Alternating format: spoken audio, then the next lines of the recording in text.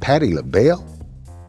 How did that work? I got a call from Benny Medina, who was running Warner Brothers at the time. He said, I just got a call from Patti LaBelle about you. She said her son wants you to autograph a poster for him.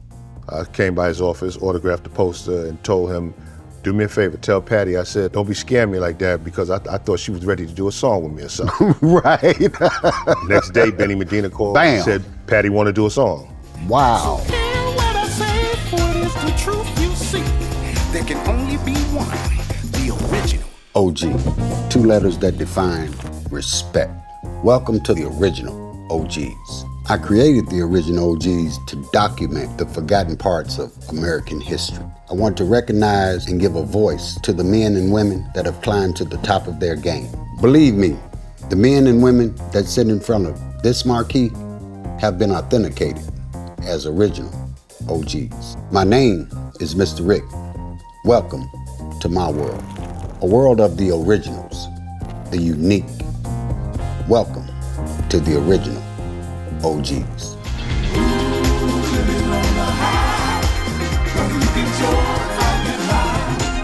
Welcome to the original OGs, and I'm your host, OG Mr. Rick. This is the show where we travel back in time, revisiting American history. And there can be no American history unless there's Black history. We're gonna go back today with someone who's an icon and a legend in American history. His name is Antonio Hardy. We know him as Big Daddy Kane. He's a rapper, a producer, and an actor. His career started in 1986, member of the Juice Crew. He is widely regarded as one of the most influential people in hip hop. Rolling Stone ranked his song, Ain't No Half Steppin', at number 25 of 50 of the top hip hop songs. How you doing, my brother? Man, I want to thank you for coming on the show, brother. Nah, man, honored to be here with you. Hey, man, we've been kicking it for a while. Can you explain for me, what is hip hop? I think that hip hop is a form of ghetto expression that combines DJing, MCing, graffiti, and breakdancing. You've had rap coming from people like Pigmeat Markham back in 1968. Right. You've had rap coming from people like DJ Hollywood in the clubs in New York since 1971. You've had DJs, not just in New York, Chicago, LA, and everywhere else that played parties. Correct. But in 73, a brother by the name of Kool Herc, what he did was combined all these elements, because at the time when there was rap in clubs, there were younger artists that couldn't do it. Okay. Because they weren't paid to DJ at the party. So they couldn't get on the mic at these parties and rap. Right. The breakdancers couldn't dance because when they get on the floor and start kicking people in the shin, security kicked them out. Kool Herc created an environment where people could come and rap, break dance, artists could draw, and all this. And he was the one DJing, but it opened the doors for so many others. For those different elements. Like Grandmaster Flash, Grand Wizard Theodore, and many more to come. But yeah, it was by combining all of those elements and creating, as I said, a ghetto expression for the young cats in the hood to really express themselves. My introduction to a portion of hip hop that was the Last Poets. How does that work? Being a conscious person, I'm a big fan of the Last Poets. Correct. And their material. Yes, sir. On the other side, me being an MC, Last Poets to me are more spoken word. Okay. Over music. Right. I think what Pigmeat Markham was doing is more kind of similar to what we embraced as MCing. Okay. Like it was first done by DJ Hollywood in 1971. Like he was the first one to rhyme over a break beat Okay. And that's true hip hop fashion. Wow. Because the last poets, Pygmy Marham, they're in the studio to a live recording. Right. Hip hop is, an MC rhyming over a breakbeat. Okay. The first person to do that was DJ Hollywood. Breakbeat is like the break part on the record. Like you hear Good Time from Chief. Right. They're singing, Right. And then when that part comes, Good Times, and then break down to boom, boom, Yeah. boom, boom, So boom. that's what that's they're- a break. Okay. They're looping that. Yeah, the DJ, will bring that part back, just keep bringing that part back Right. for the people to dance to, because that was the groove, and that would be what the MC would rap to, and the B-boy would break to. Okay. So for you older ladies and gentlemen like myself, I think we have some clarity now. So I'm telling you, I was totally confused, man. And I knew that I would get an in-depth answer from you. So I remember one time you and I, we were in a limousine and we were doing something, and this brother was trying to demonstrate to you his rap skills. And I kind of interrupted because I really didn't get it. And you said, hold on, Mr. Rick. And it was very respectful, you said, hold on for a minute. But the way you said it communicated to me like, hey, man, this is business, man. Hold on. You know what I'm saying? And at that point, I said that to say, I understood at that point how dear rap was to you. Well, I'm someone that, tried for a very long time. I started rapping in 82. I didn't Right. get a deal until 87. Right. So when you meet someone young that's aspiring and they're trying to get acknowledged, Right. just get some sort of recognition, I like to try to at least give them that just for confidence reasons. Exactly. So that they can keep striving, keep trying to, I get it. achieve their goal. Well, it communicated with me. I never did that again.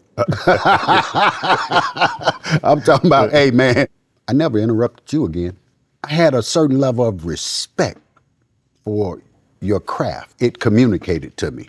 I seen where you were at with that. I didn't feel broken or anything. I understood where you were coming from and how much that meant to you, and it's been years later and you still have the same passion for it.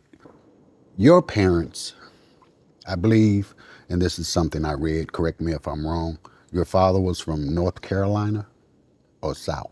South Carolina. South Carolina. See, I knew I would mess that up. And your mother was from New York? Brooklyn, yeah. What kind of history did your father give you about his upbringing in South Carolina and your mother in Brooklyn? Because that's two different state of minds. You're absolutely right. Two Yeah. different state of mind. Like my mother, she would tell me about stuff that she used to get into and, things that would happen to her in junior high school, her girlfriends that she hung out with. We would have those type of conversations. Mm-hmm. My father would never talk about nothing like that. Everything was, always a real short answer. Right. Oh, okay. Yeah. Hey, You right ask to him the something, point. Hey. he's not telling you. He's not giving up too much information. I get it. I get it. So how did it mold your thinking as a young man? Yeah, I mean, with my father, it was the type of thing where I knew how he ended up in New York and why he had to leave South Carolina. I get it. Because of one of those situations. But he didn't tell me. Right. But see, another family member told me. that's what I'm saying, because that's how my family ended up in Chicago and the other half ended up in New York for those same reasons. My uncle Gotcha. they had to get him out of town because of what he had done. Yeah. So.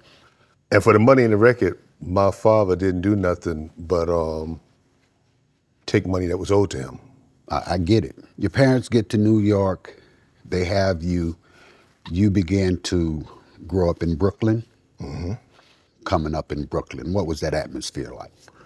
I mean, with Brooklyn, where I was at in Bed-Stuy, that's the hood.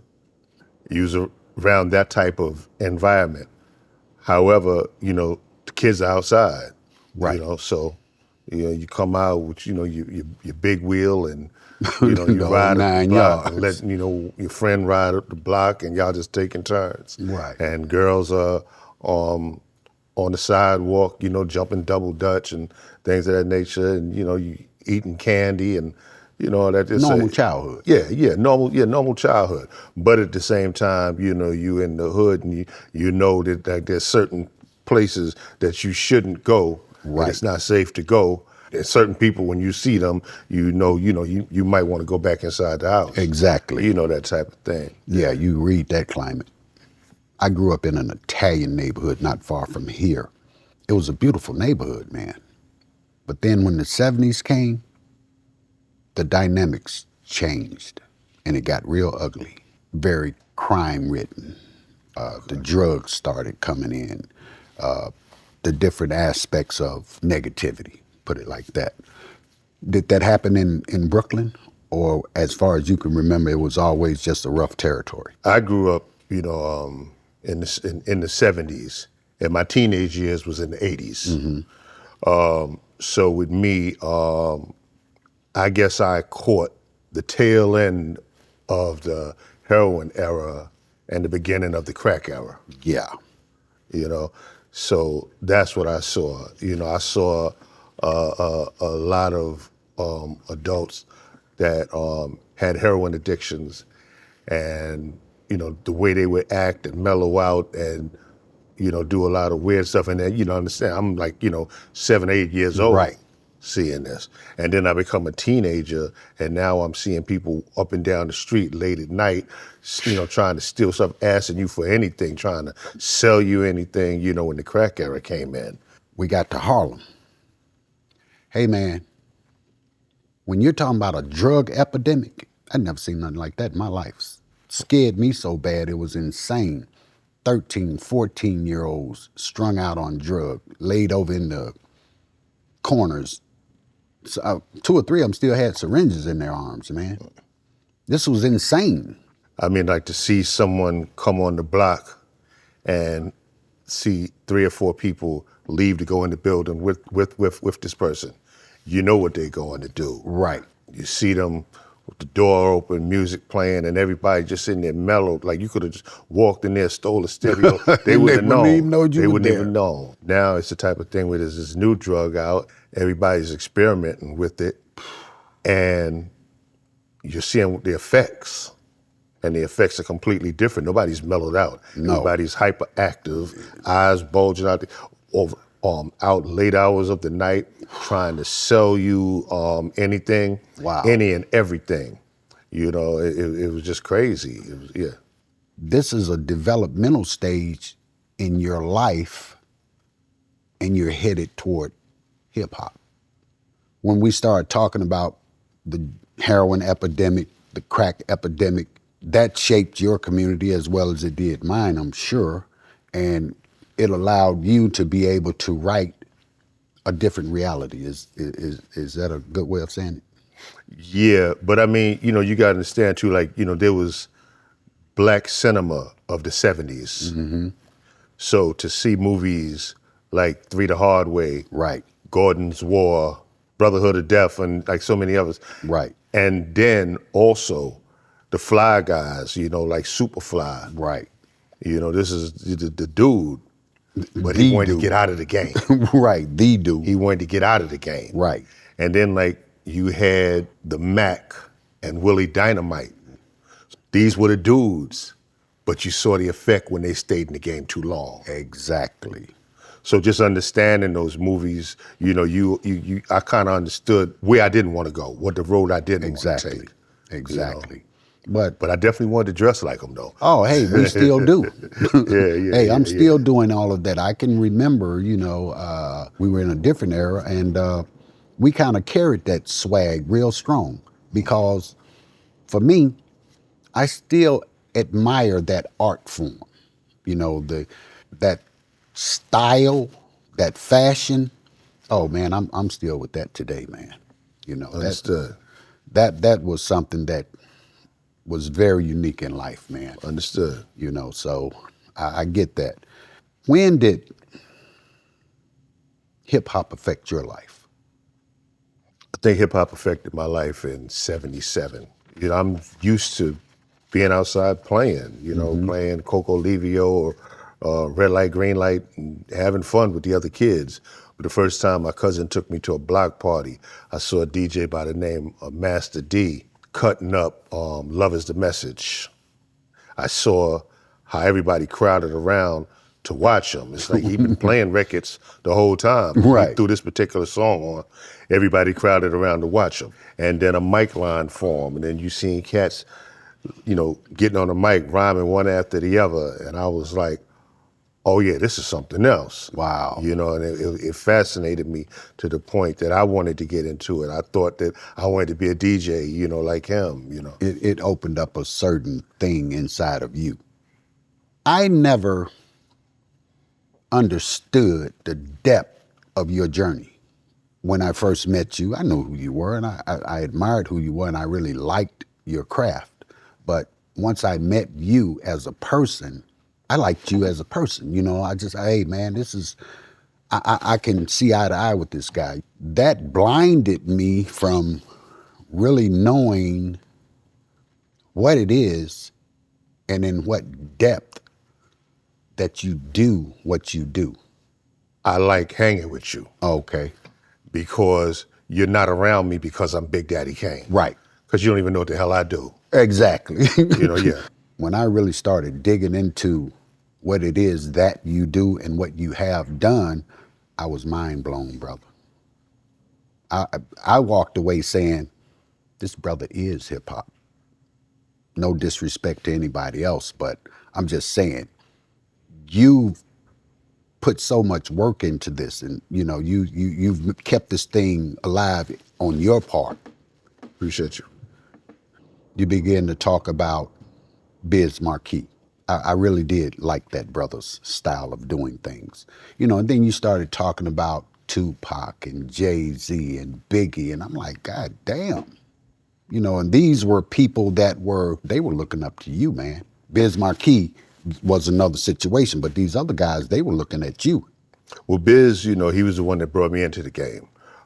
We met back in '84, and He told me that I should get down with him because he'd be doing a lot of shows. And he promised that he'd one day get me a record deal. As soon as he got a record deal, he took me on the road with him and asked me to help him write his first album. And right after that, he got me a record deal. That's crazy. Yeah. And I wouldn't have a career if it wasn't for Biz believing in me. How did Jay-Z come into play? Jay-Z came in, this is, can't remember, '88, '89, somewhere around there. I did a mixtape with an artist that Jay-Z used to run with named Jazzo. Okay. And Jazz asked, can his man rhyme on the tape? Right. I said, fine. So we did the tape, and afterwards on the ride home, one of the cats said to me, well, we really wanted you to work with Jazzo. Right. We're trying to get him a new deal. Right. And I told them, I kind of like the light-skinned dude better. Can I work with him? Right. And that's how me and Jay-Z ended up connecting. So, I was taking him in the studio and stuff like that. When I went on tour with Patti LaBelle, I noticed that she was doing outfit changes. And I'm like, oh, nobody in hip hop does this. Right.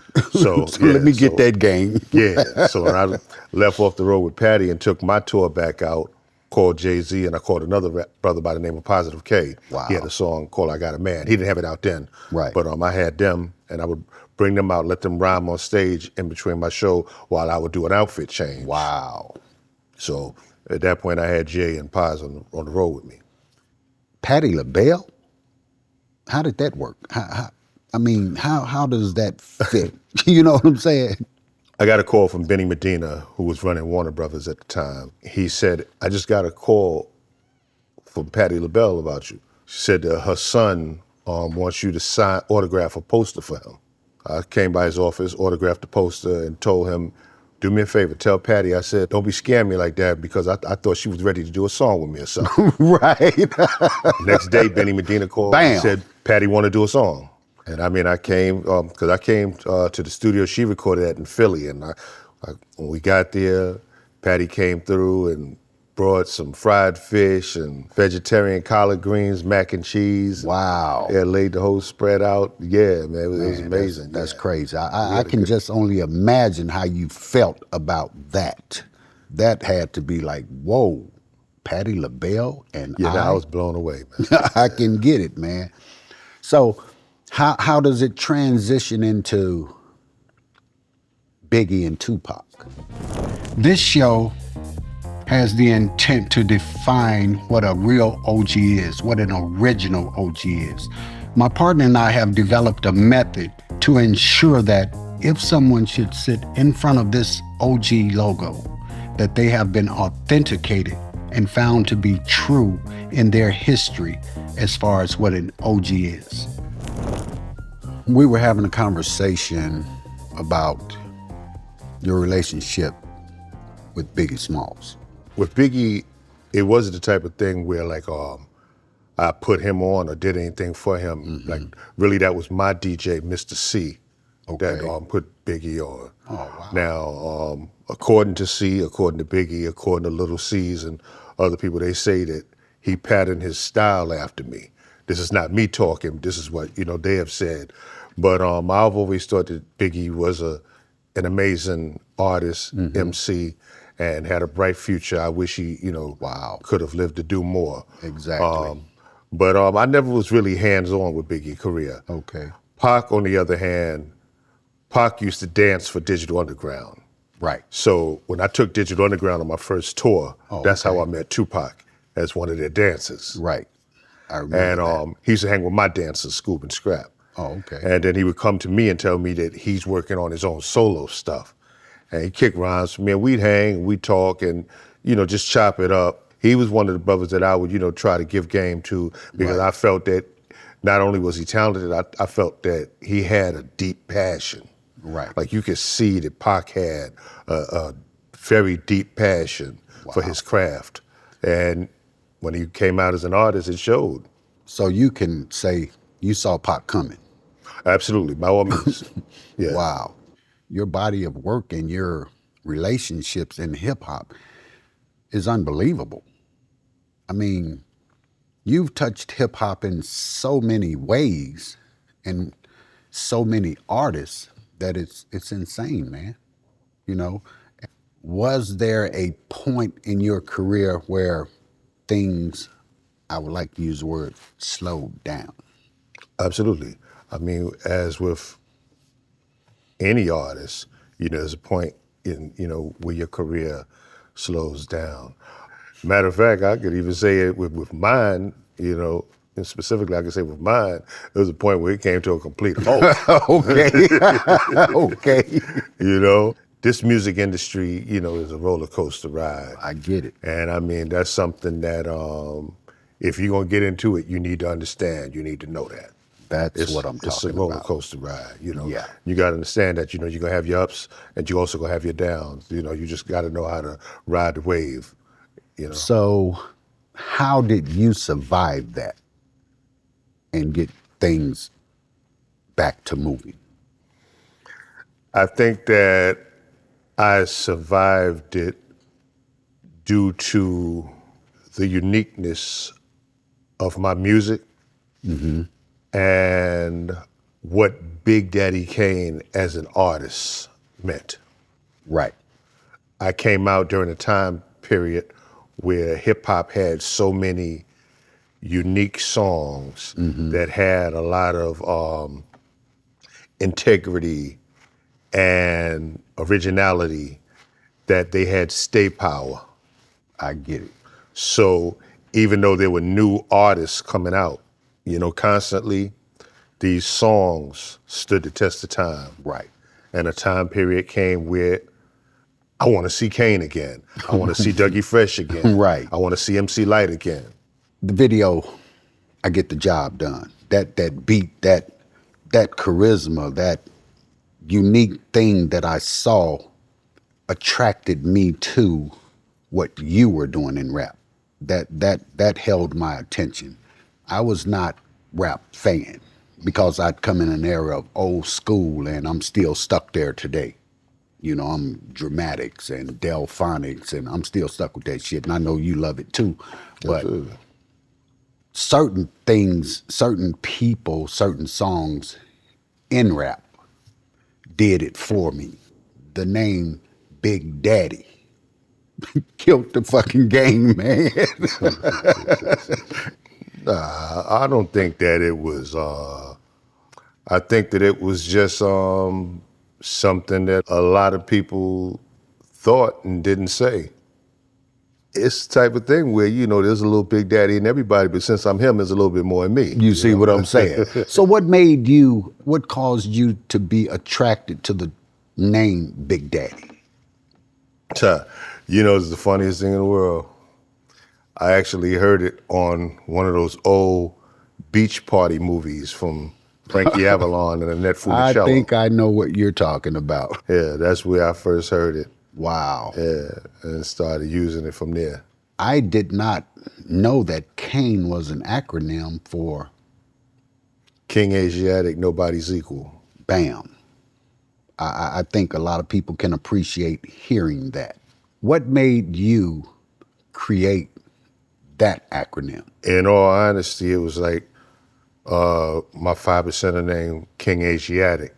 And when I was writing the rhymes to a song, it just came to me. The name Kane is superior to many people. It means King Asiatic, nobody's equal. And once I said it, it just stuck and everybody started, you know, using I get it. How were you introduced to the knowledge of the 5%ers? Back in junior high school, there was a guard body by the name of Divine that I used to hang with. Like me and a couple of my friends, we would, you know, cut school to go to 42nd Street to go see the Kung Fu flicks. Right. And this brother Divine, you know, he was a 5%er and he was dropping jewels one day and I found it very interesting and I, you know, told him that I wanted to learn. You know, he gave me some lessons. You know, I started studying, but I don't think I was taking it too serious. You know, I wasn't taking it too serious. You know, till you know, a few years later, and then I started really getting deep into it. Right. You know, The founder of that was who? Clarence X? yeah, Clarence 13X. Yeah. Okay. Yeah. I do know some history of it, not in depth, but that was that the beginning of your next level of consciousness? Absolutely, absolutely. Because, you know, it was like the stuff that I was learning, I felt like this is positive stuff that the youth need to know, that other people need to hear. Right. That I felt like, no, but that my people need to hear. Right. My people need to understand. I get it. You know, I think I'm like, how to appreciate and love yourself and know your value. You know, I felt like I learned a lot of that, you know, through the 5% Nation. And I wanted to share that with others. And that you put in your songs in certain ways, that Absolutely. consciousness. Yeah. Because your songs have always pretty much been, compared to hip hop, compared to rap, clean. To a degree. Yeah, I mean, you got your songs, but I'm saying overall, you know, you expressed yourself, but you didn't get grimy with it. No, I was never really like, you know, the raunchy type or the gangster rapper. That was never my thing. You know, I use some profanity from time to time. Oh yeah, but that's probably the sin of it. Yeah, that's what I'm saying, and that concept of 5%ers, it delivers in your music. It delivers in your character. You know, I grew up in that way, and I'm really heavy into esoteric science. So, as a younger man, and knowing you and looking at you, I could see where that consciousness was, and I knew it was a foundation for it. Once you encounter a certain knowledge, you think a certain way, and it really gave me a spiritual closeness. That's what I'm trying to say. A meeting of the minds, you know. Oh, and, no, I think that's beautiful. I mean, I'm glad that there was a connection there. Yeah, you know, and a few months back, Ghost and I were talking. He just happened to say, Oh man, yeah. I was talking to Kane the other day, and I was like, you did what? He's like, no, I was talking to Kane. I said, man, you know how bad I'm trying to get in touch with that brother? He said, well, oh man, you know, I make it happen for you because Ghost met you through me. You know what I'm saying? And that's my man. He was like, oh no, man, I take care of that. I'm like, man, I've been trying to get in touch with this brother for 2 years, man. I want him to come on the show. That's the way the universe made that happen, man. You know, and Ghost's a good guy, man. that's my man. Shout out to Ghost. Without a doubt, brother, as long as I've known you, you've been a gentleman. Yeah. How do you see OG through your eyes? Through my eyes? Yes, sir. You treat people the way you want to be treated.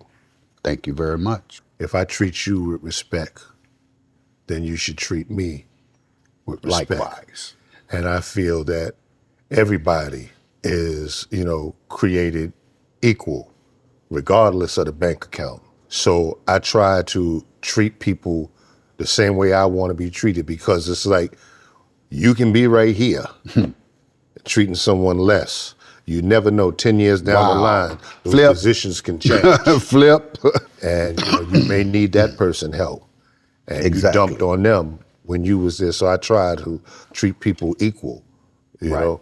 Because I believe that each and everybody, I'm not nobody special. I think we all have a special gift. It's just a matter of you sticking with it, trying to find out what it is.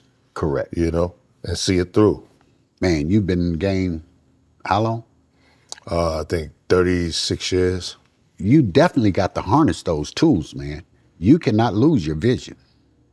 You got to stay the course, man. You don't achieve greatness by, luckily, landing a position. Hello. I think that greatness comes from the struggles that you go through, the trials and trials that you go through to maintain it. Yes, sir. You may lose, some battles. You take some losses. You may lose some money, whatever. It's what you go through to maintain it. To make your to character. stay there.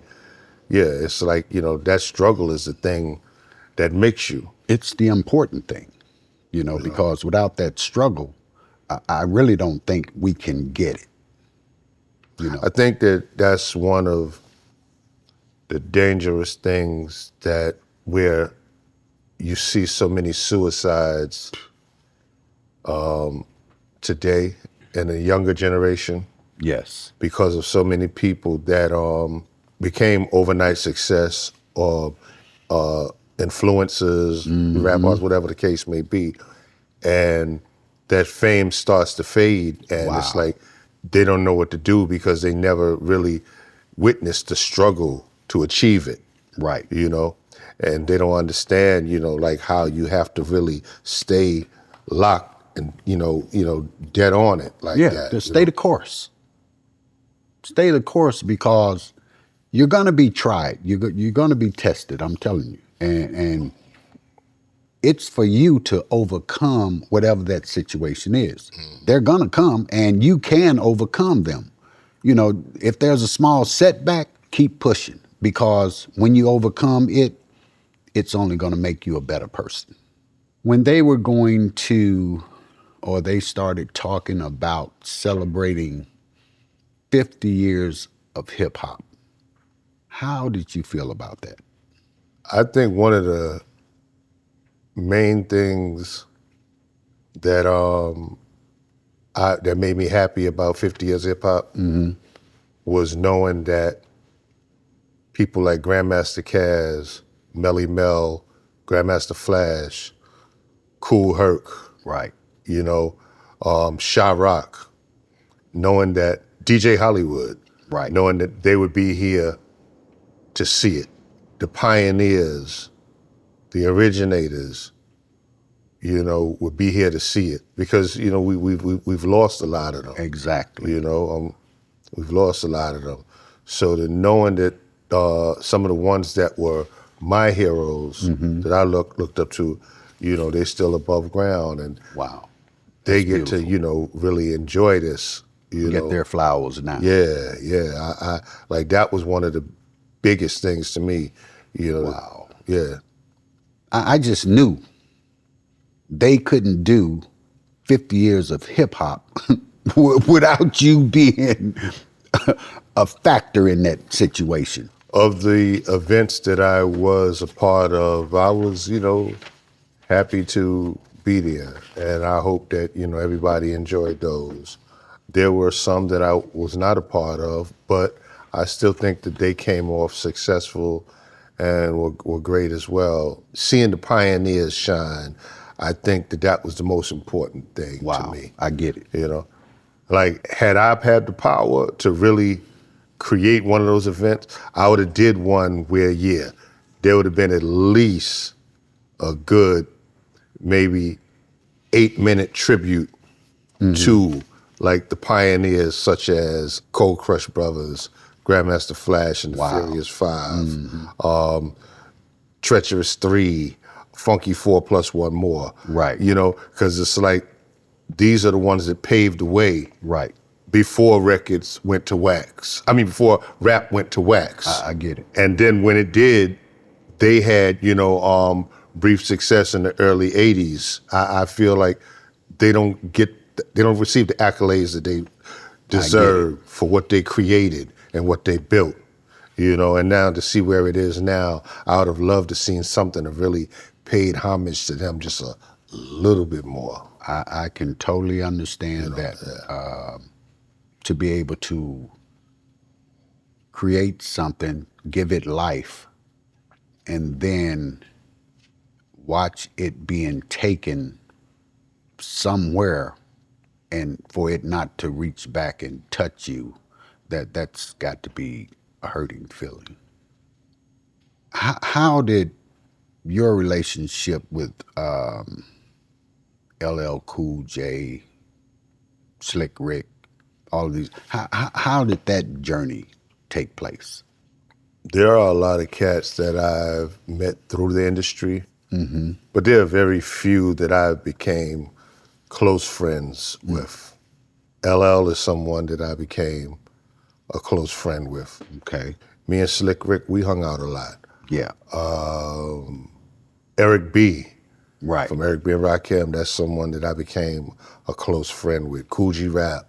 I would probably say I have the closest relationship to Dougie Fresh. We have one of those Barkley Jordan type of relationships. Right. Okay. Where I cuss his ass out. Right.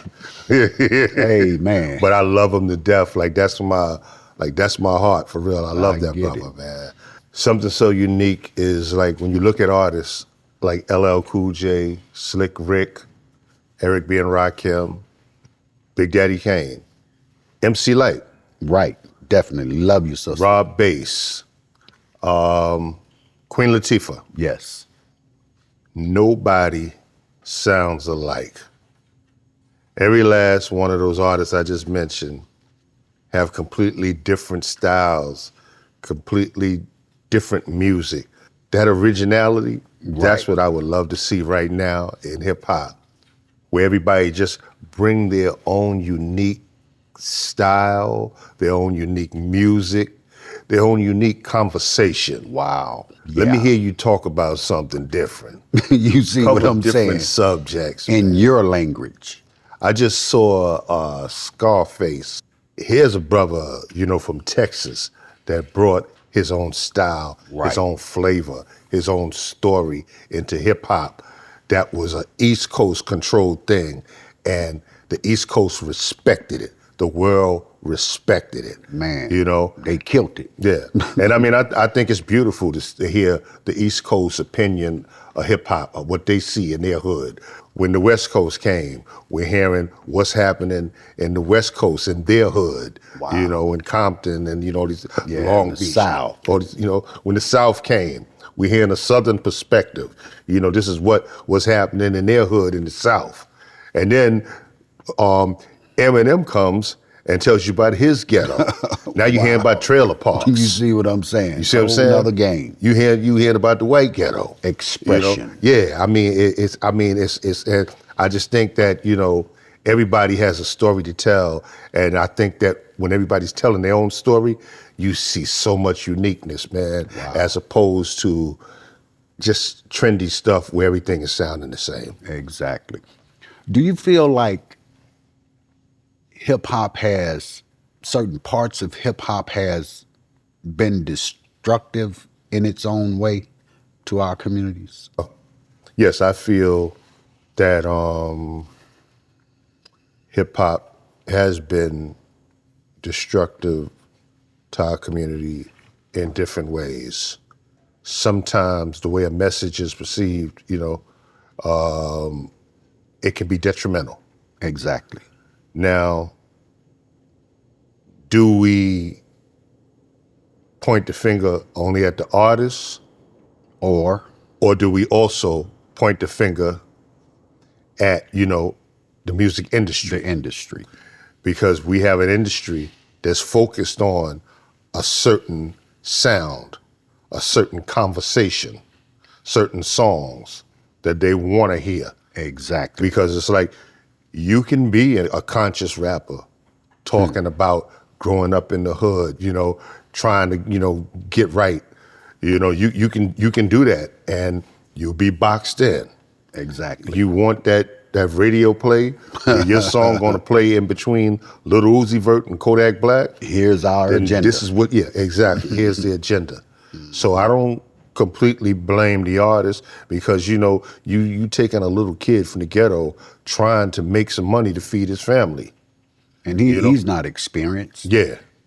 So now you're exploiting him to do certain things. The prison industry, which is controlled, or I can't say controlled, funded, invested in. The music industry has invested a lot in the prison system. I'm aware of this. Yeah, and they control the narrative to our music. It seems to generate a certain action from our community to be able to fuel the prison system. Absolutely. The positive message of the late 80s was too powerful. Exactly. And scary. Exactly. And scary. It was conscious. It was, matter of fact, it was scary when you saw a bunch of black kids take $5,000 gold chains off their neck and put a leather medallion, a $10 leather medallion on because of what Public Enemy was talking about. Yes. That's when it was scary. Yes. It became terrifying when you went to a Public Enemy show and saw majority of the crowd was white kids. Wow. That's when it became terrifying. Yeah. That was a whole nother game. This has got to stop because now you're making our children aware of a certain reality that we've been hiding. Yeah. Yeah, I get it. I totally get it. So the agenda had to change. How do you see the difference between hip hop then, when you started and evolved through it, and hip hop now? Hip hop then would be young kids from the hood trying to be recognized as the dopest MC on their block, the best DJ on their block. Right. And somehow managed to finally get discovered. And do because of their talent. Right. Because of their talent. Raw talent. And they finally got discovered because of that. And they got a record deal. And they had the opportunity to tell their story because the record company owner, the A&R, they didn't really have no idea about what they were doing. They were fresh off of working a Stephanie Mills or a Lilo Thomas record. They didn't really know too much about hip hop. Exactly. So we could do what we wanted to do, talk about what we wanted to talk about. That was then. We're talking about artists coming from hip hop culture. Right. Today, we're talking mainly about artists coming from the hip hop genre. Okay. Because now hip hop is the biggest selling music genre. So hip hop is pop culture. And in pop culture, you can wake up one day and say, I got an idea. Imagine if I made a song about a mouse. In Yeah. pop culture, you can do that. Exactly. And it'd be a big major hit. You have a lot of people today that wake up and just say, I want to make a record. Wow. So they're not looking for the most skilled MC. They're not looking for the most talented MC. They're looking for someone that, can make a hit record. And with that being said, there's nothing wrong with that. There's nothing wrong with that. I get it. Because as soon as hip hop became a music genre, those are the rules. I get it. Those are the rules, because there's a lot of R&B artists that can't sing. Mm-hmm. A lot of country singers that can't sing. They just had something good that the audience gravitated to. I get it. So, I mean, you can't knock hip hop for doing the same thing. Do you feel that hip hop sold us out in a way? And I'm gonna go on. It's a two-part question. I don't want to say did hip hop sell us out, but how was hip hop manipulated into being able to sell out our community? If When you so. say us, you mean the community. Yes. I can believe that, many different powers that be have used hip hop as a tool. Yes, I agree. To sell out the community. But I mean, I can't blame that on hip hop, because Right. you do have some amazing hip hop artists out there that's speaking against the system. Power to truth. Truth to power, should I say. I totally agree. Can you give some words of wisdom? Do we have some responsibility to the people? People that care probably feel that they have a responsibility. It's just a matter of connecting with them and figuring out a safe way they can be involved. I get it. When I say safe, I mean, there's been a whole lot of rich people whose wings have been clipped. I get it. By trying to help. Yeah. And like what Jim Brown was trying to explain about Kaepernick, it's gonna be hard for you to be an activist and a football player. Wow. You're not going to be able to do them today at the same time. Yeah. You might want to wait until after. Because it's like, as long as you're seeking that career, there's always there's something there that they can use to hold you down, to restrict you. What do you think about when it comes to 400 years of slavery here in America, and there's been no compensation for the demise of our human rights as a people here? Do you feel like reparations could be awarded to us without it being a negative connotation, whereas we could work with the government in rebuilding ourselves without them feeling threatened? Without them feeling threatened? Yes. You get it? I feel there's a way that we could work, where we could work towards it, but without them feeling threatened, hell no. Hell no. Wow. Nah. That's going to be a hard pill to swallow and a hell of a road to hoe.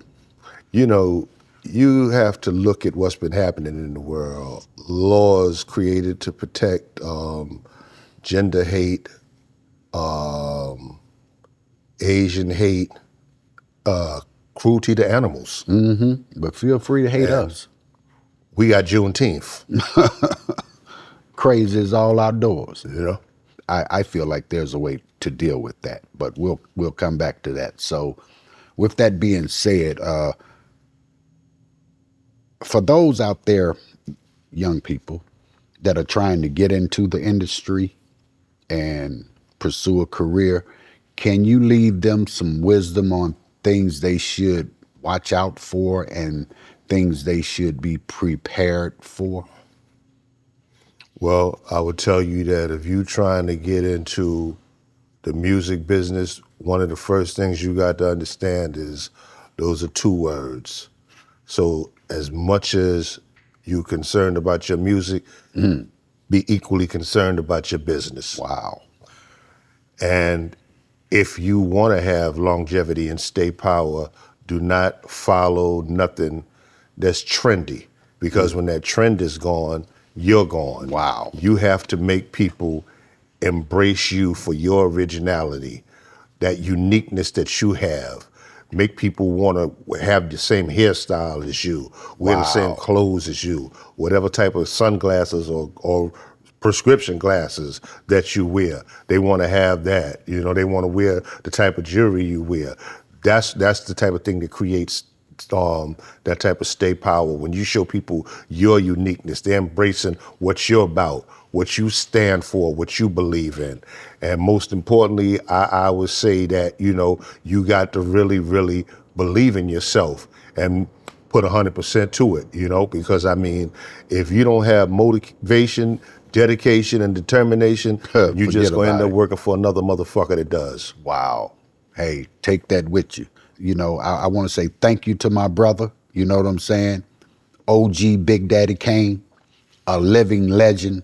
Hey, again, like they say, you know, give brother his flowers now, because he's a very intricate part of our history. That's it. That's all.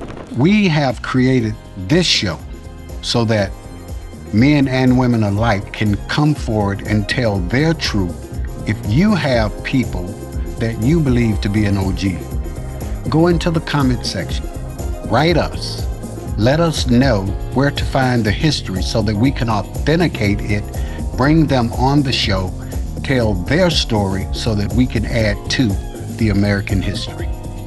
That's it. That's all. The original OG.